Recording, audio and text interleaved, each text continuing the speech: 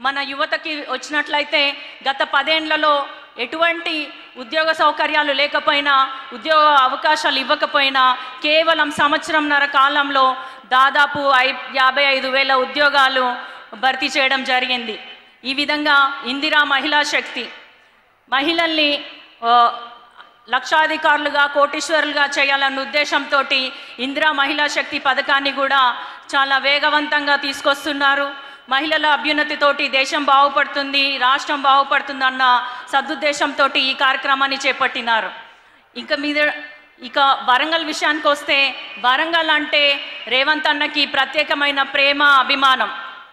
మనకి ఎన్నో ఏళ్లుగా కళ్ళగా మిగిలిపోయినటువంటి మామ్నూర్ ఎయిర్పోర్ట్ కోసం కేంద్రం దగ్గర పోరాడి, కేంద్రం దగ్గర అనేకసార్లు కేంద్ర మంత్రులను కలిసి ఒత్తిడి తీసుకొచ్చి జిఎంఆర్ సంస్థ ఏదైతే 150 కిలోమీటర్ల మేర ఇంకో ఎయిర్పోర్ట్ ఇయ్యము అని పట్టుబట్టి కూర్చున్నా కూడా ఆ నిబంధనని సడలించి మన కోసం ఎయిర్పోర్ట్ తీసుకొచ్చారు.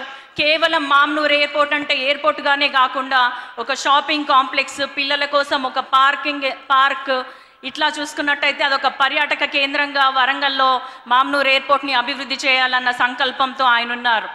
మనందరికీ తెలిసినది, రాష్ట్ర విభజన చట్టం హామీ ప్రకారం మనకి కోచ్ ఫ్యాక్టరీ రావాలి. కానీ ఎన్నోసార్లు కేంద్రం మొండికేసినా కూడా అన్నిసార్లు కూడా ఢిల్లీకి వెళ్ళి ఒత్తిడి తీసుకొచ్చి మన కోసం కోచ్ ఫ్యాక్టరీ తీసుకొచ్చారు. రానున్న రోజులలో కాజ్పేట్ డివిజన్గా కూడా రావాలని, నేను ఆయన గారు చొరవ తీసుకోవాలని ప్రత్యేకంగా సీఎం రేవంత్ రెడ్డి గారిని విజ్ఞప్తి చేసుకుంటున్నాను. ఇట్లా చూసుకున్నట్లయితే మన వరంగల్ని క్లీన్ అండ్ గ్రీన్ సిటీగా ఉంచడానికి అండర్ గ్రౌండ్ డ్రైనేజ్ సిస్టమ్కి గాను 4,500 కోట్లు నిధులు మంజూరు చేయడం జరిగింది. నేను ఎంపీగా పోటీ చేస్తున్నప్పుడు, నా కోసం ప్రచారంకి వచ్చినప్పుడు ఇచ్చిన హామీలన్నిటినీ ఒక్కొక్కటిగా నెరవేరుస్తూ దాదాపు వరంగల్కి 5,500 కోట్లతో నిధులు మంజూరు చేయడం జరిగింది.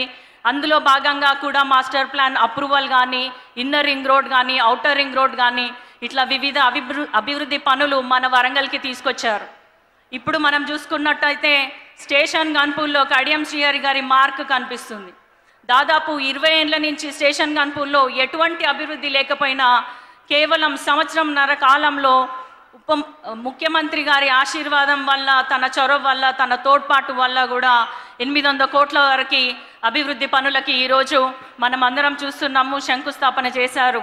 ఇట్లా రానున్న రోజులలో లోటు బడ్జెట్గా ఉన్న తెలంగాణకి ముందుకు తీసుకెళ్ళి ఇంకొన్ని సంక్షేమ పథకాలు తీసుకొచ్చే మన రేవంత్ రెడ్డి గారి ప్రభుత్వాన్ని, రేవంత్ రెడ్డి గారిని ఆశీర్వదించాలని మిమ్మల్ని అందరినీ కోరుకుంటూ, రానున్న స్థానిక సంస్థల ఎన్నికల్లో కూడా మన కాంగ్రెస్ జెండానే ఎగరాలని మిమ్మల్ని అందరినీ కోరుకుంటున్నా.